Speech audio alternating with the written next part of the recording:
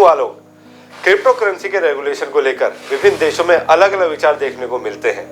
हर देश अपने हित के हिसाब से क्रिप्टो करेंसी पर विचार कर रहा है। जानकारों का कहना है कि अमेरिका क्रिप्टो करेंसी पर प्रतिबंध के लिए राजी नहीं है, क्योंकि वैश्विक अर्थव्यवस्था में इससे डॉलर को और मजबूती मिलने की उम्मीद है। वहीं दूसरी तरफ क्रिप्टो करेंसी में लगातार गिरावट के बीच भारत इसके रेगुलेशन पर बड़ा फैसला करना चाहता है। सरकार क्रिप्टो करेंसी को रेगुलेट करने के विकल्पों पर पहले से विचार कर रहा है। सरकार इस मामले पर कोई सार्थक समाधान चाहता है।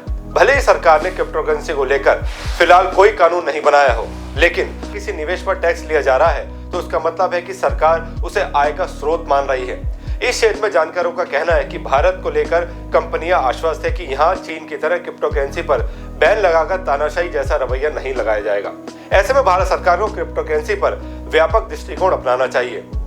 हाल ही में अमेरिकी ट्रेजरी सेक्रेटरी जेनेट येलेन ने भी बयान दिया था कि क्रिप्टो करेंसी को रेगुलेट करने के लिए संयुक्त पहल की जरूरत है।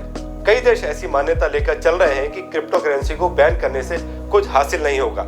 ऐसा इसलिए कहा जा रहा है क्योंकि क्रिप्टो को बैन करने के लिए कोई भी फुल प्रूफ मैकेनिज्म संभव नहीं है। इसके अलावा एक सच यह भी है कि मौजूदा समय में वर्चुअल करेंसी से पूरी तरह से छुटकारा पाना आसान नहीं है। संयुक्त राष्ट्र की व्यापार एवं विकास संस्था UNCTAD के अनुसार वर्ष 2021 में क्रिप्टो करेंसी रखने वाली आबादी की हिस्सेदारी के लिहाज से 20 शीर्ष अर्थव्यवस्थाओं में से 15 विकसित देशों की अर्थव्यवस्थाएं थी।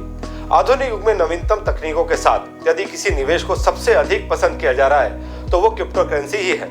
लेकिन पिछले कुछ दिनों में बिटकॉइन, इथेरियम और बाइनेंस जैसी क्रिप्टो करेंसी में भारी गिरावट देखने को मिली है।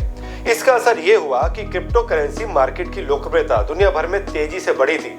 अब उसको लेकर कई तरीके के सवाल उठने लगे हैं। अगर इससे जुड़े आंकड़ों को गौर करेंगे तो पाएंगे कि अक्टूबर 2021 से सितंबर 2022 के बीच कराए गए सर्वे के मुताबिक वर्ष 2018-19 के दौरान भारत में जहां सिर्फ 8% लोगों ने क्रिप्टो करेंसी में निवेश किया था, वहीं 2021-22 में ऐसे लोगों की तादाद 27% तक पहुंच गई। इस बीच दक्षिण अफ्रीका और स्पेन में भी क्रिप्टो यूजर की संख्या बढ़ी। हालांकि भारत जैसी उभरती और विकासशील अर्थव्यवस्था में क्रिप्टो परिसंपत्ति का विनियम अभी नवजात अवस्था में है। ऐसे में क्रिप्टो करेंसी के प्रवाह को विनियमित करने के लिए अंतर्राष्ट्रीय सहयोग अत्यंत आवश्यक है। इस मार्केट से जुड़े लोग जानते हैं कि क्रिप्टो मार्केट बहुत ज्यादा संवेदनशील और अस्थिर है, यानी इसमें उतार चढ़ाव बहुत ज्यादा होता है।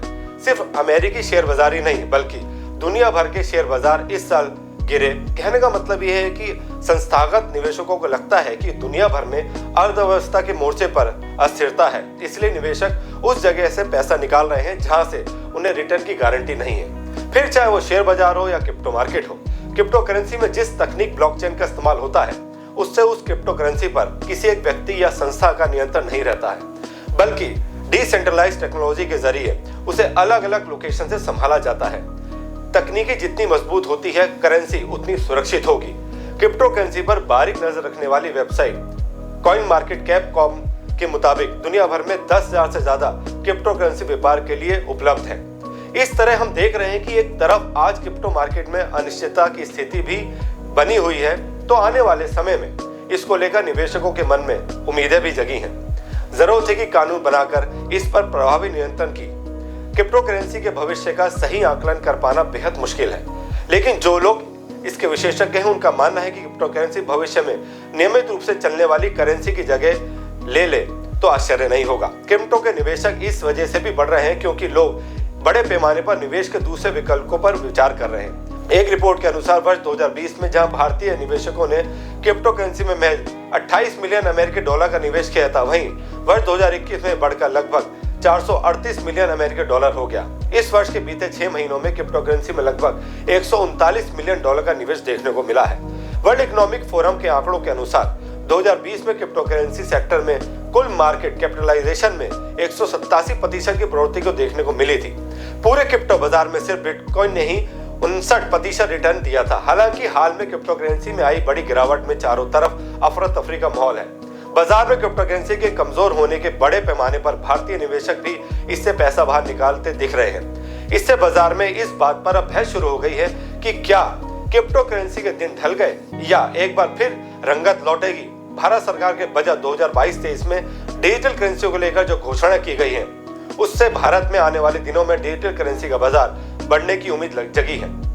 क्रिप्टो के जानकारों का कहना है कि भारत में स्टार्टअप परितंत्र को क्रिप्टो करेंसी और ब्लॉकचेन टेक्नोलॉजी द्वारा नई ऊर्जा प्रदान की जा सकती है।